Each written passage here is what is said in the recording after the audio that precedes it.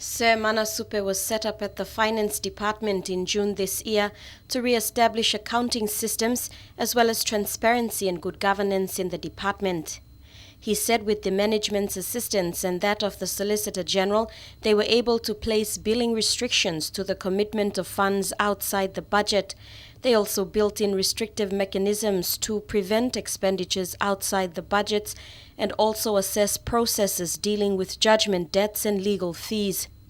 While their allegations over fraudulent legal payments to Paul Paraka lawyers came up, the Chief Secretary said he was tasked to put together relevant information for the task force sweep team. Out of that, they made a couple of arrests and charged two lawyers, namely Harvey Nee and William Sent, for allegedly receiving payments on behalf of Paul Paraka lawyers through the department. He said there are existing guidelines and practices on paying out legal fees, but they were not followed at all. The processes are very simple. The legal fees are not paid by Finance Department. Legal fees are supposed to be paid by the Attorney General's Department, but they will be mistakenly paid by Finance Department. So I just reestablished the situation, and I've referred all legal fees back to the Solicitor General, who will then process them from out of Attorney General's Department. Sir Manasupe expressed confidence and satisfaction that they have a system in place that will prevent illegal payments in future. It's just a matter of putting the systems and following our systems. And it's only a very simple matter of our personnel being able to say no when it's supposed to be no and yes when it's supposed to be yes. That's all that matters in finance. But once you start saying yes when it's supposed to be no, then you drag on a problem, you bring onto yourself a problem, and it just gets out of hand because you're creating unnecessary expectations.